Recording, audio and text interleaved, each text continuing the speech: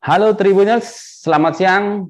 Kali ini bersama saya Dedi Rahmawan, kita jumpa di Mojok Inspiratif Tribun Jambi. Kita sudah kedatangan tamu yang sangat spesial melalui ruang virtual Zoom kita. Kita akan berbagi kisah inspiratif dari seorang pemuda. Ya, masih sangat muda usia beliau. Beliau adalah Mas Dwi Hartono, seorang pengusaha asal Ribo Bujang, Kabupaten Tebo, yang videonya kemarin sempat rame bahwa beliau membeli helikopter. Nah, ini dia seru ini, membeli helikopter. Seperti apa kisah beliau? Sudah hadir di ujung sana, saya sapa beliau. Halo, selamat siang Mas Dwi. Ya, siang Mas Dedi. Apa kabar? Oke, apa kabar? Apa kabar Mas? Sehat-sehat ya. Oke. Wajahnya ceria ini, Mas. Ya, harus selalu ceria dan terus semangat pokoknya, Mas. Oke, itu yang penting. Oke, Mas Dwi, kita langsung saja nih ngobrol di acara Mojok kita kali ini. Saya ingin langsung bertanya sebenarnya tentang video yang ramai lah di YouTube. Boleh, Mas. Silakan. Benarkah Mas Dwi membeli helikopter? Nah, gitu. Jarang-jarang soalnya nih pengusaha dari Jambi lah. Gimana ceritanya nih Mas? Silakan Mas. Iya, sebenarnya itu kemarin kita sedang test flight ya. Test flight. Kita sudah inden, sudah ngurus perizinan segala macam. Jadi nanti setelah helipad yang di Rimbo Bujang unit 6 ini sudah siap, rencana tahun depan kita berkunjung kampung berikutnya langsung biar bisa mendarat di Rimbo Bujang. Rimbo Bujang. Di depan persis rumah orang tua. Itu dengan seluas sekitar 2 hektar. Oke. Mudah-mudahan teman-teman yang di unit 6 bisa mengkondisikan untuk pembebasan lahannya. Gitu, Mas. Oke. Artinya sudah dalam proses lah, Mas ya, perizinan dan segala macamnya. Emang ngomong-ngomong kalau berapa sih uang yang dikeluarkan untuk beli helikopter itu, Mas? Pasti itu penasaran relatif, ini. Mas. Ya, jadi gini, saya itu berawal dari mimpi, Mas. Orang itu ketika punya mimpi harus berani mengikrarkan diri. Oke. Ya, mimpi itu diikrarkan, kemudian minimal depan istri, depan anak, orang tua, keluarga besar. Ya, syukur-syukur kalau sudah berani ya ke masyarakat luas. Harapannya apa? Dengan kita punya mimpi diikrarkan, itu mestinya alam semesta akan mendukung. Teman-teman yang positif, energinya pun terus mendukung kita, mendoakan kita. Seperti itu. Kemudian mimpi yang diikrarkan itu juga kemudian kita potong kecil-kecil, Mas. Potong kecil-kecil menjadi sebuah rencana, sebuah planning. Kita susun. Betul. Yang terukur dan tersistematis. Nah, dengan kita seperti itu, otomatis kita menjadi termotivasi, Mas. Begitu. Dan puji Tuhan, alhamdulillah sampai hari ini, setiap mimpi yang saya tulis, mimpi yang saya ikrarkan, sampai hari ini selalu diberikan sama Tuhan, Mas. Ya, gitu. Ini juga yang sering saya sharing dengan teman-teman semua di sana. Kita tidak boleh membatasi diri. Kita tidak boleh salah memiliki mindset, pola pikir yang keliru. Saya nggak mampu, saya bodoh, saya nggak punya modal, saya bukan siapa-siapa. Itu harus disingkirkan dalam pikiran kita, Mas. Gitu. Mestinya diganti dengan optimisme. Saya bisa, saya itu punya banyak kelebihan, saya punya banyak kesempatan.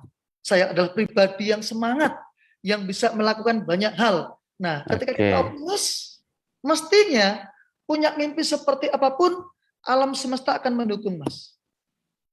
Kemudian segala peluang, segala potensi, itu juga akhirnya mendekat, mendukung. Apalagi kita susun, dipotong dengan rencana yang kecil-kecil secara sistematis, Mas. Akhirnya, itu bukan suatu hal yang sulit untuk kita wujudkan.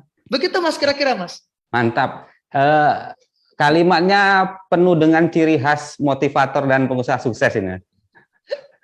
Tapi sambil kita berbincang, kita lihat video yang kita ambil dari YouTube Mas Dwi saat beliau test flight. Kita tayangkan ya Mas ya? Siap, silakan. Oke. Nah, ini prepare waktu menjelang test flight Mas ya? Iya, betul. Ini Helicity Mas ya? Nama istilahnya Ya, penyedianya itu ya? Helicity itu adalah vendor penyewaan helikopter atau buat kita yang pengen test flight, pengen belajar ngerti tentang helikopter seperti apa, tipe-tipenya, termasuk kita pengen mencoba terbang dengan durasi sekian menit, biar ya kurang lebih seperti kita pengen punya mobil lah Mas. Kalau kita pengen punya mobil, pengen punya Alphard atau pengen punya Pajero, kalau nggak pernah belajar nyetir atau minimal kita tidak mengecek dulu, test drive dulu, ya kita nanti kurang pede Mas. Tapi ini tipe apa Mas? Helikopternya ini ya? Ini tipe Bell berapa gitu Mas ya kemarin? Ya Mas. Bell, ya. Kalau saya googling tadi harganya itu sekitar 2 miliar sekian gitu. Sekitar 20 Mas. 20 ya? Ya, 20 miliar. 20, oke 20 Jadi miliar. kalau tadi Mas nanya harganya berapa, ya relatif. Kita mau tipe yang seperti apa, mau jenis yang seperti apa, mau jumlah seaternya berapa. Yang jelas harga 10M juga ada, 20 juga ada, 100 miliar pun juga ada Mas, tergantung tipenya. Iya. Siap, oke. Jadi berarti kira-kira aja Mas ya. Iya. Oke, tadi Mas Dwi cerita mengenai helipad ya. Apa rencana terkait supaya mempersiapkan helipad di depan rumah orang tua tadi, Mas? Jadi gini, saya kan besar di sana, Mas, dari kecil gitu ya. Orang tua kan awal mula kita transmigran. Kita dari Pemalang, Jawa Tengah. Waktu itu orang tua sempat transmigrasi ke Palembang di Lahat, ya, persisnya Lahat. Kalau tidak salah SP4 ya, di situ di kampung situ. Saya lahir di sana, Mas. Nah, kemudian cuma sekitar 6 tahun kemudian saya pindah di Rimba Bujang, Jambi. Rimba Bujang, oke. Iya. Nah, saya cukup lumayan berkesan lah di situ. Walaupun ketika saya SMP kelas 3, saya pindah lagi ke Jawa, ke Ambarawa. Nah, tapi sekali lagi, Rimba Bujang sampai hari ini adalah salah satu tempat asal kita yang cukup berkesan, meninggalkan banyak cerita. Bahkan orang tua serta kakak kandung saya sama ipar masih tinggal di sana. Nah, ke depan harapannya ketika nanti kita ada helipad di sana, kita akses bisa lebih cepat, lebih mudah. Harapannya kalau turun pulang kampung tidak setahun sekali atau 2 tahun sekali, Mas, tapi bisa sebulan sekali, 2 bulan sekali ya. Ya. Dan harapannya ke depan saya bisa membuka lapangan kerja di sana. Begitu, Mas. Kalau kita cuma turunnya setahun sekali, 2 tahun sekali, ya bagaimana kita punya waktu spare yang cukup panjang dan dengan kunjungan yang bisa lebih rutin kalau kita nggak punya akses yang mudah. Makanya harapannya kalau nanti bisa turun sewaktu-waktu, bahkan bisa langsung turunnya di depan rumah orang tua. Nah, itu bisa lebih sering untuk turun, Mas. Begitu. Karena terakhir pulang gimana? Terakhir pulang ke Rimba Bujang kapan ya, Mas? Kemarin bulan September, kebetulan. Oh, baru ya? Ya, kebetulan adik menikah, jadi sekalian kita kemarin mencoba mengkondisikan untuk pembebasan lahan yang untuk helipad itu, Mas. Oke. Gitu. Oke. Mas, kalau saya baca berita itu Mas Dwi ini kan ceritanya sempat berada pada titik nadir lah, titik terbawah ya. Ya. Sehingga akhirnya kemudian mencapai posisi yang sekarang. Nah, kisah ini mungkin perlu diceritakan ke pemirsa Tribun News, Tribun Jambi, sehingga tahu apa sih inspirasi, bisa menyerap inspirasi seperti itu, Mas. Ya, jadi gini, Mas. Sekitar 2012 semua usaha saya bangkrut, habis lah, bahkan sampai meninggalkan hutang miliaran lah, gitu. Itu kalau boleh tahu usaha apa, Mas ya? Usahanya masih remeh-temeh itu, Mas. Dari game online, warnet, kemudian PS2, kemudian ada coffee shop, coffee shop semacam kayak kafe gitu, kemudian warteg juga, warung Tegal, kayak gitu. Itu masih remeh-temeh kayak gitu, Mas. Nah, itu semuanya bisa dibilang ya kita maintain atau kontrol SDM kurang. Kita tinggal, kurang kita pantau, akhirnya singkat cerita ada beberapa yang emang bermasalah karena dikorupsi, karena manajemen ada yang nggak maksimal, singkat ceritanya tutup, habislah itu aja. Sampai kita bahkan punya utang macam-macam gitu. Bahkan mobil sampai nggak punya, rumah sampai nggak punya, motor pun disita sama leasing Mas, gitu. Sampai titik terendah itu kita pengen ngontrak rumah senilai 10 juta 1 tahun itu, saya minta uang sama bapak sama orang tua saya, ditolak itu Mas, ditolak itu. Jadi saat itu saya katakan dengan bapak begini. Itu sudah berkeluarga Mas ya? Oh sudah, anak sudah ya, artinya kan beban semakin besar itu karena sudah berkeluarga, beda dengan sendiri toh. Iya. Oke, silakan Mas. Lagi kenceng-kencengnya anak itu butuh susu kaleng Mas. Waduh. Iya, karena yang paling kecil itu kurang lebih sekitar 6 bulan lah. Kemudian yang pertama itu baru sekitar 2 tahun lah kurang lebihnya Mas. Dua anak itu masih kecil-kecil. Konsumsi susu lagi tinggi-tingginya. Ya. Sementara bangkrut, bahkan minta uang untuk ngontrak rumah senilai 10 juta ditolak sama bapak. Bapak waktu itu bilang begini, kamu katanya pinter, kamu tuh dari kecil dikenal sekolahnya pinter, sering ranking, sering juara. Kenapa sekarang kamu nggak bisa survive, nggak bisa bertahan? Buktikan sama papa, kamu bisa maju, bisa berkembang, bisa bertumbuh. Mulai hari ini, papa nggak akan pernah bantu kamu. Silakan mikir sendiri. Wah, itu sampai sekarang betul-betul sebuah kalimat yang saya jadikan sebagai pecutan, Mas. Sebagai semangat. Artinya Mas menyikapi sikap orang tua itu dengan sikap positif ya, bukan kok saya beginikan gitu ya, dengan sikap positif berarti ya? Ya sempet lah, rasa sedih itu pasti ada, sempet kaget, sedih. Tetapi kita nggak mau berlama-lama, bahwa saya langsung siap.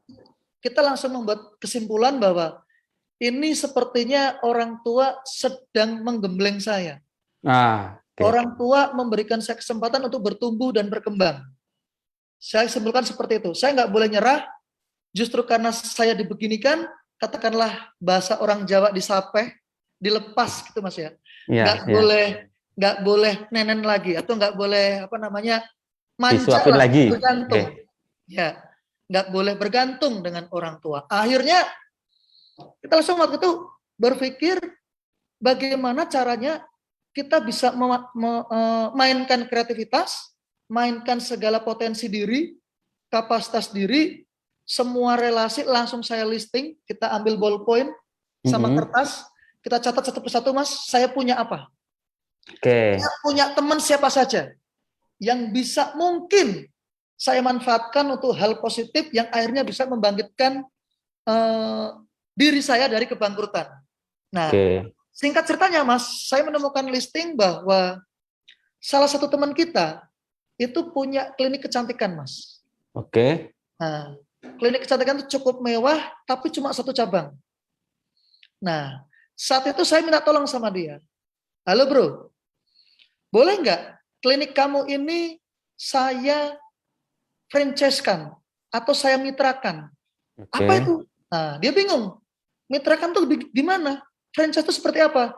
Jadi gini bro, ketika ada investor yang pengen punya bisnis klinik kecantikan, tapi dia tidak tahu bagaimana caranya memulainya, kita konsepkan. Saya yang konsepkan, saya buat proposalnya, saya bikin RAB-nya, saya bikin proyeksi keuangannya, kemudian kita bantu dia untuk buka dari interior, dari trainingnya, dari penyediaan bahan baku sampai peralatan, kita atasin. Nanti kita share profit dengan investor termasuk kamu. Saya bilang begitu. Semua saya yang mengkonsepkan. Padahal Mas Dedi ya namanya. Nah, saya belum punya pengalaman memfranchise-kan atau memitrakan sebuah bisnis. Belum punya. Modal nekat tadi ya? Iya dong. Kalau kita tidak pernah mengalami masa sulit, tidak pernah mengalami sesuatu yang kurang nyaman, kadang otak kita jadi beku Mas, nggak bisa berpikir lebih jernih, lebih kencang. Jadi di saat itu saya maksa diri harus kreatif, idenya harus banyak dikeluarkan. Nah, singkat ceritanya, saya bilang sama teman saya, nanti kalau ada investor datang ke klinik ini, tolong sampaikan, bahwa klinik ini adalah punya kamu dan punya saya. Jadi sebelum itu kita MOU dulu, Mas, bukan menipu ya, bukan menipu masyarakat, tapi kita MOU dulu bahwa kita ada share saham di situ, Mas. Oh, jadi gitu, kalau misalnya ada investor datang, buka cabang klinik, sekian persen untuk saya, sekian persen untuk teman saya yang punya klinik itu, Mas. Berarti ketika itu, alhamdulillah teman Mas Dwi welcome ya dengan tawaran Mas Dwi ya? Welcome, karena dia tahu saya ini punya sedikit kelebihan ceritanya, Mas. Saya ini orang yang nggak punya malu. Saya itu punya skill negosiasi, Mas. Kemudian saya ini dikenal sama teman-teman cukup kreatif, melihat peluang, melihat sesuatu. Makanya teman ini percaya sama saya, Mas.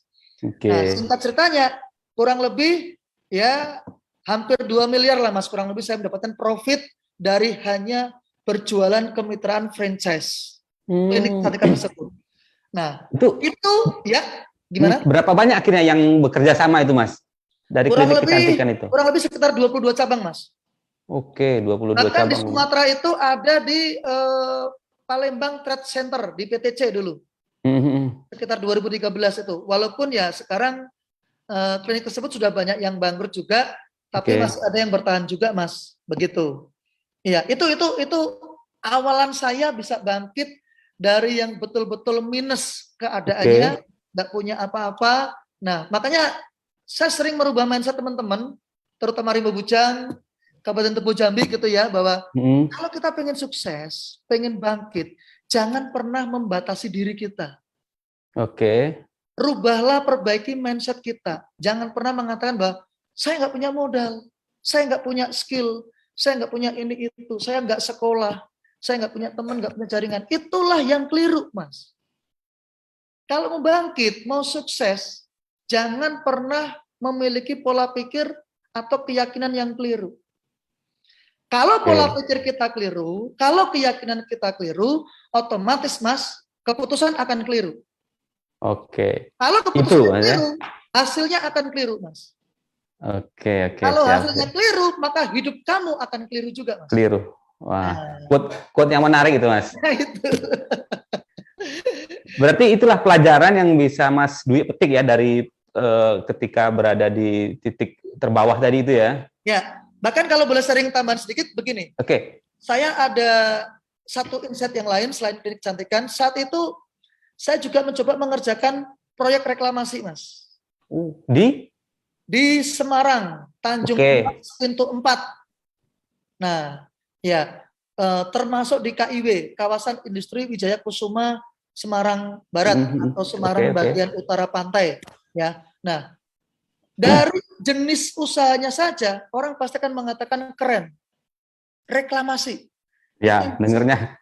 Sempat itu kemarin Jakarta kan ya, antara Jakarta ya. Ahok ya. Nah, jadi teman-teman mungkin kalau mendengar itu saja sudah di benak pikiran mungkin, wah ini keren, ini bingung, ini susah, kayaknya nggak kepikiran deh untuk memulai, kan begitu? Nah, saya saat itu pun nggak punya skill, nggak punya pengalaman, nggak punya latar belakang, tapi nyatanya bisa melakukan dan mengerjakan, Mas. Bahkan tanpa modal serupiah pun sama sekali. Bagaimana caranya itu, Mas? Bagaimana caranya itu? Betul. Ini yang teman-teman perlu tahu. Makanya sekali lagi, bisnis itu yang penting punya keberanian, punya keyakinan, punya mindset dan pola pikir yang benar dulu. Punya keyakinan yang benar dulu. Jangan pernah punya keyakinan, punya pola pikir atau mindset yang keliru. Kalau keliru, semuanya akan keliru. Begitu. Nah, saat itu, saya hanya berpikir seperti ini. Ini kan proyek. Ada supply, ada demand. Kan begitu. Yang demand adalah mainconnya. Ya kan?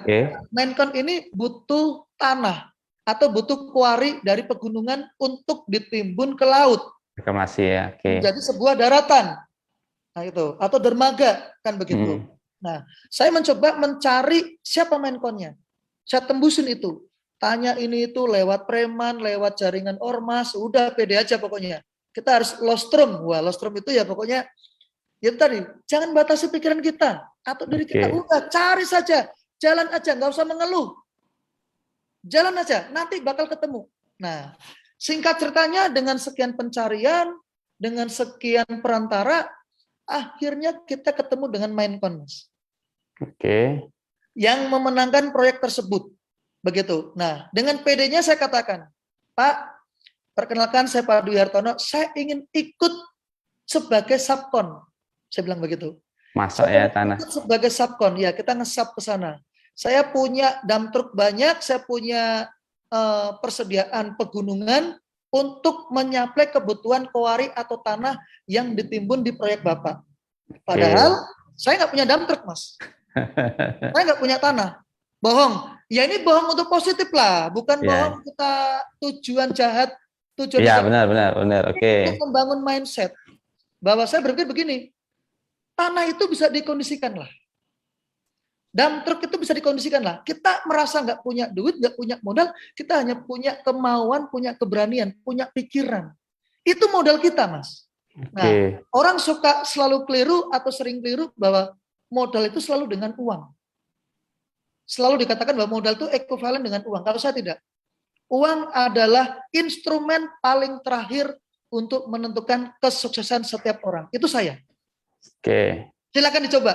Gitu. Nah, singkat ceritanya, Maincon itu memberikan saya kesempatan dan saya tanyakan, kapan pembayarannya? Kalau saya nyaplai setiap hari.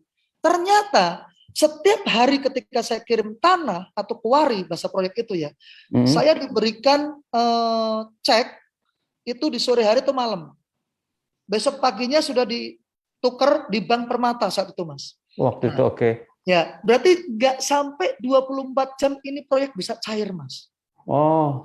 Ini nilai plus ini. Ini nilai plus ini. Nah, terus saya kemudian langsung mikir, berarti karena saya nggak punya tanah, nggak punya gunung, nggak punya dump truck, saya tinggal mencari siapa nih vendor-vendor yang punya dump truck yang bisa disewakan dengan sistem membayar mundur. Oke. Nah, mulai ketemu. Nah, idenya, caranya, strateginya. Singkat ceritanya, saya kumpulkan kontak-kontak person, termasuk nomor-nomor telepon para vendor dari koran, dari Google.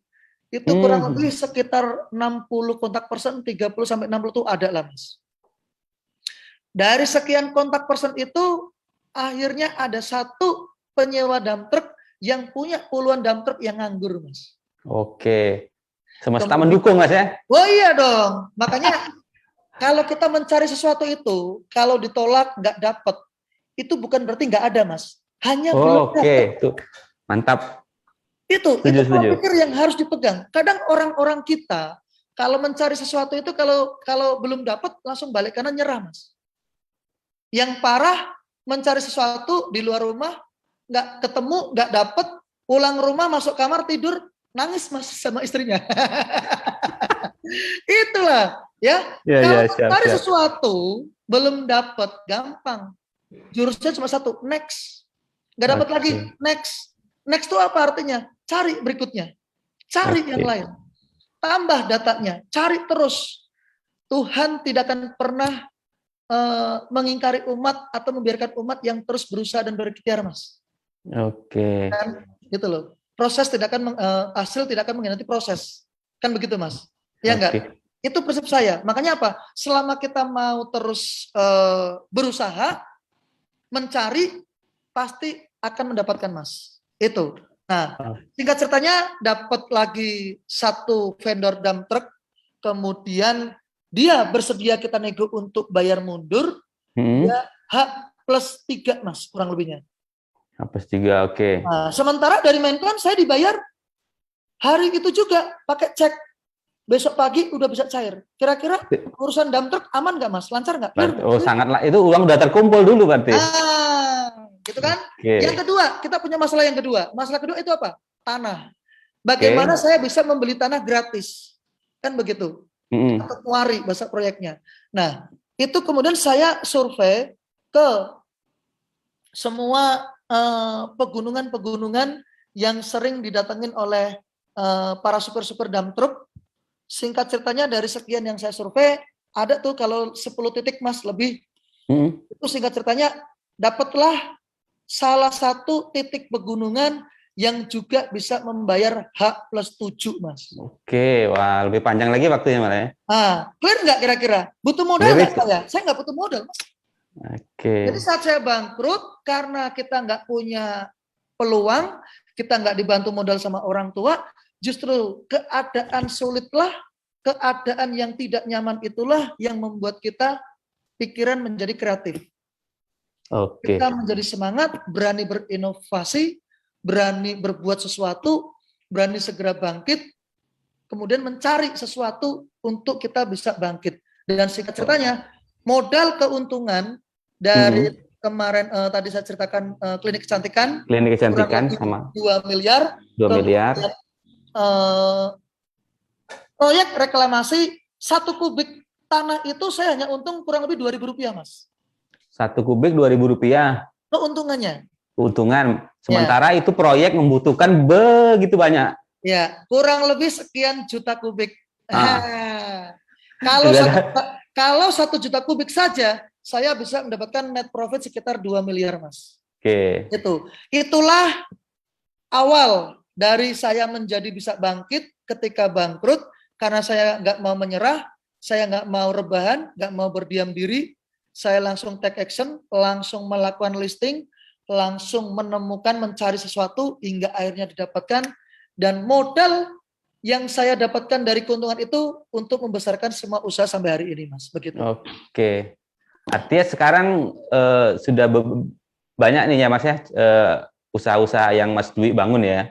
Ya. Bidang apa aja tuh, Mas? Mungkin. Ya, sampai hari ini kita masih ada trading beras. Jadi beras itu kita ambil di Jawa, kita buang ke Jakarta. Itu awal mula kenapa saya ini akhirnya memutuskan diri untuk stay di Jakarta. Teman-teman, ini sedikit saya sharingkan sekalian juga. Kadang teman-teman di Rimba Bujang, Tebo, Jambi pada umumnya gitu ya. Kadang suka takut ke kota besar, itu sebenarnya keliru. Ya. Jakarta itu pusat dari segala pusat. Pusat pemerintahan, pusat ekonomi, pusat budaya, pusat perdagangan. Iya.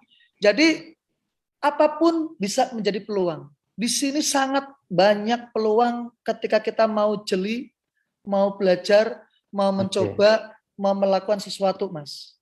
Begitu. Jadi ketika saya di sini nyatanya banyak peluang. Sampai hari ini trading beras masih bisa kita lakukan, kita kirim ke agen-agen dan beberapa terutama di pasar induk Cipinang. Ya, itu kita ambil dari Jawa, kemudian kita buang ke Jakarta. Itu untungnya tipis, Mas. Cuma 50 perak per kilo sampai 200 perak, Mas. Tapi ini bisnis ini adalah faktor kali. Ya, kan itu faktor kali. Dan beras adalah kebutuhan primer. Pokok utama primer. Jadi mau krisis seperti apa akan tetap jalan. Makan beras. Betul. Justru ini kemarin pandemi pun ya tetap jalan, Mas. Oh iya, benar. Sip. Gitu. Mas, ngomong-ngomong, siapa sih mentor bisnis Mas Dwi ini? Atau yang menginspirasi ya? Ya. Jadi ini juga salah satu rahasia saya, Mas ya, bahwa kalau bisa kita itu kalau pengen lari kenceng, emang silakan berjalanlah atau berlarilah sendiri. Tapi kalau kita pengen berlari yang jauh, kalau bisa kita tuh harus bersama-sama, bareng-bareng, berkolaborasi, atau kita berguru dengan mentor. Itu yang saya lakukan. Saya sudah biasa berjalan sendiri atau berlari sendiri. Tetapi sekarang sudah bukan zamannya lagi, Mas.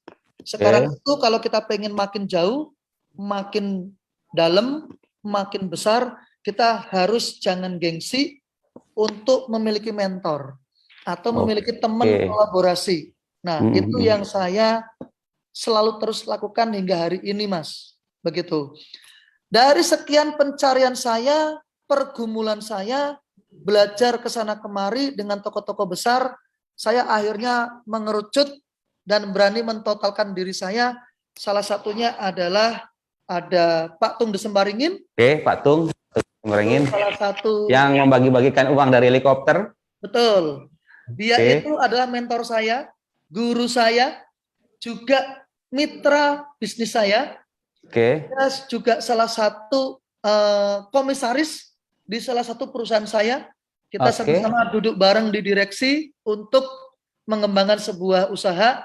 Kemudian selain Pak Tung di Semaringin juga salah satu mentor saya ada Pak Helmi Yahya. Oh, Pak Helmi Yahya, oke. Dia Helmi Yahya bicara, Mas. betul. Dia seorang MC besar tingkat nasional. Dia juga bisnisnya ada beberapa. Kemudian ada Pak Mardigu Wawi. Pak Mardigu, oke. Atau lebih dikenal dengan Bosman Sontoloyo. Ya. Kemudian ada juga Pak Sandiaga Uno. Oke. Oh, Ya, Pak Sandiaga Uno. Sandiaga Uno kita semua tahu dia Kementerian Pariwisata dan Kreatif, Kemenkraf ya. Kemudian ada Pak Bong Chandra. Kemudian ada juga Pak Gita Wirjawan. Ya. Kemudian ada Coach Tom juga. Jadi sebenarnya kalau saya sebutkan banyak sekali Mas mentor saya, Mas. Oke. Gitu. Cuma sampai hari ini yang bisa dibilang secara waktu, secara intensitas itu lebih banyak, secara waktu, pikiran dan tenaga itu kita sering rapat dan meeting dengan Pak Dung Semaringin. Oke. Gitu, Mas. Makanya teman-teman, ya, teman-teman juga saya pesan silakan harus punya mentor. Mentor itu minimal yang bisa ditelepon, bisa diajak ketemu, bisa diajak ngobrol, bisa diraba. Diraba itu ya bisa diajak yang tangannya bisa lah. Diajak salaman bisa. Kalau mentor bisa diajak ketemu repot nanti, Mas. Oke. Mas, jangan-jangan nanti Mas Dwi mau meniru Pak Tung juga menyebar uang dari helikopter, jangan-jangan. Iya. Doakan ya Mas ya. Nanti ketika tahun depan ini kan sebentar lagi sudah akhir tahun. Dalam tahun depan mudah-mudahan rencana saya tanpa halangan, saya akan turun di depan rumah orang tua, helipadnya sudah siap, dan pasti ada sesuatu yang saya buat di sana. Oke. Itu aja. Siap.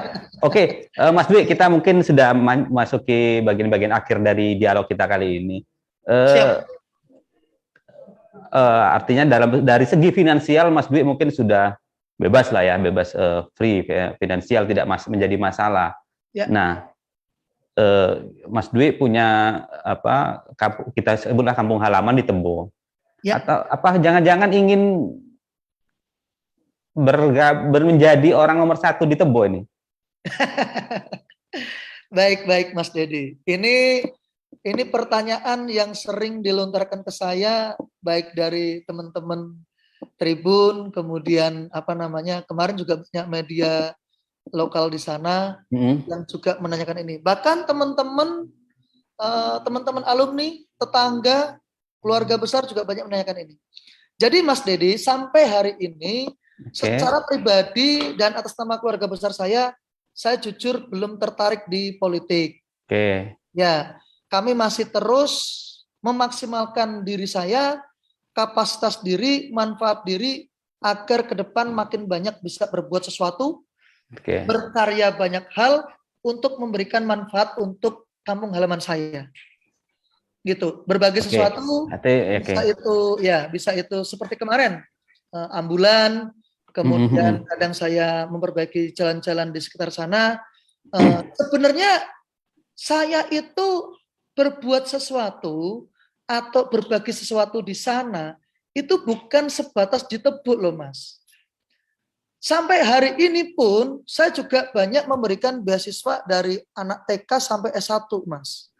Melalui Hartono Foundation yang saya miliki, itu silakan dicek di Instagramnya juga ada. Ya. Hartono Foundation ya, Mas? Ya, dan itu tidak terbatas hanya di Tebo. Bahkan Tebo itu terlambat sebenarnya. Saya sering membagi beasiswa itu kadang di Jawa Tengah, di Pemalang, kampung halaman orang tua, ya, di sekitar Jakarta, bahkan di Semarang, tidak terbatas hanya untuk saudara atau keluarga, tapi orang bebas, masyarakat bebas itu boleh mengajukan. Yang penting sesuai dengan kriteria itu pasti kita bantu. Kriteria kita itu adalah nggak harus pinter Mas, tapi justru yang bodoh bisa saya kasih. Kenapa yang bodoh itu malah mendapatkan prioritas? Karena yang bodoh itu nggak ada yang memikirkan, Mas. Kalau orang pinter itu mencari beasiswa akan mudah. Karena semua foundation seperti Jarum, Sampurna, kalau mencari anak-anak rekrutmen beasiswa pasti mencarinya yang pinter, Mas. Bibit unggul lah. Beasiswa kepada mereka yang tidak dipikirkan oleh orang, yang tersingkirkan, itu yang saya pikirkan. Tapi ada syaratnya, Mas. Kamu bodoh akan saya kasih. Kamu kurang secara IQ, secara intelektual saya kasih, kita kasih. Tetapi syaratnya adalah harus semangat. Punya kemauan yang kuat, yang tinggi. Karena dengan emosi yang positif, emosi yang kuat, emosi yang stabil, mereka yang semangat, yang tekun, rajin belajar, mereka bisa mengalahkan orang-orang yang IQ-nya tinggi, Mas. Itu pengalaman saya, Mas. Ini Hartono Foundation sudah sejak kapan ya, Mas? Sudah lama, Mas, kurang lebih sekitar 2016-17 lah, Mas, kurang lebih, Mas. Iya, jadi kalau kita berbagi itu selama ini, biar masyarakat Tebo Jambi itu tahu, sebenarnya Tebo itu terlambat. Saya lebih suka, bukan suka sih, lebih dahulu banyak berbagi sekitar Jawa Tengah malahan.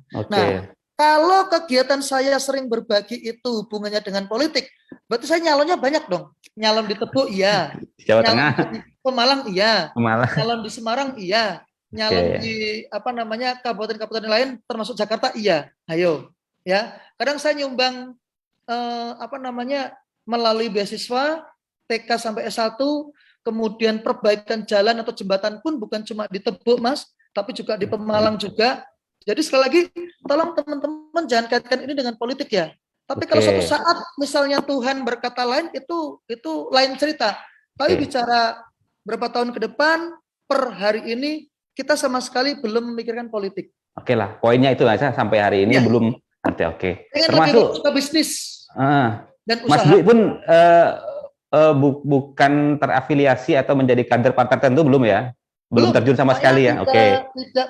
Tidak menjadi anggota partai politik manapun. Walaupun nih, Mas, kemarin banyak partai politik dari Tebo Jambi yang datang ke Jakarta mencari saya. Tapi saya cukup mendengarkan saja. Saya tidak mengiyakan, juga tidak menolak. Artinya ya kita harus membuka diri dengan pergaulan silaturahmi dengan semua pihak. Kan begitu, Mas? Iya. Di Pinang lah, Mas ya. Iya, kemarin pada pengen Minang, tapi saya belum menerima. Oke lah, Mas Dwi, mungkin terakhir kali apa sih pesan Mas Dwi untuk para Tribuners yang lagi menyaksikan acara ini? Silakan, Mas. Ya, baik, terima kasih buat teman-teman semua atas waktunya. Buat teman-teman Tribuners ya, semua masyarakat Tebo khususnya Jambi ya secara umum, saya berpesan bahwa kalau kita pengen sukses, sebenarnya jurusnya banyak. Tetapi pada kesempatan kali ini saya cukup memberikan 2 hal saja. Kalau teman-teman pengen sukses, jangan lupa. Hari ini teman-teman belajar apa dan bergaul dengan siapa. Ya, ingat-ingat. Jadi kalau teman-teman pengen sukses, setiap hari pastinya harus ada yang dipelajari. Apa yang dipelajari hari ini, itulah yang akan menentukan kesuksesan di masa depan. Dan dengan siapapun kita bergaul hari ini, itulah lingkungan, itulah habitat yang akan menjadi lingkungan kita ke depannya. Jadi silakan pilih lingkungan bergaul, teman bergaul yang tepat. Kita pengen jadi pengusaha besar, ya bergaullah, mendekatlah dengan pengusaha besar. Dengan teman-teman yang bisa diakses, bisa diajak bertemu, bisa ditanyai, bisa diinterogasi, bisa diminta sharing bisnisnya, sharing suksesnya. Sehingga dengan 2 hal sederhana itu, saya doakan teman-teman semua bisa sukses. Amin. Begitu, Mas Dedi, cukup dari saya. Terima kasih. Tribuners, demikian perbincangan singkat kita dengan Mas Dwi Hartono, pengusaha sukses dari Rimbo Bujang yang kini eksis di Jakarta. Saya yakin teman-teman semua bisa menyarikan apa ruh dari yang disampaikan oleh Mas Dwi. Terima kasih Mas Dwi untuk waktunya. Siap, sama-sama. Salam sukses. Semoga bermanfaat. Salam sukses, semoga bermanfaat dan kita bisa bertemu. Tribuners, demikian acara Mojok Inspiratif Tribun Jambi siang hari ini. Saya Dedi Rahmawan undur diri. Assalamualaikum warahmatullahi wabarakatuh.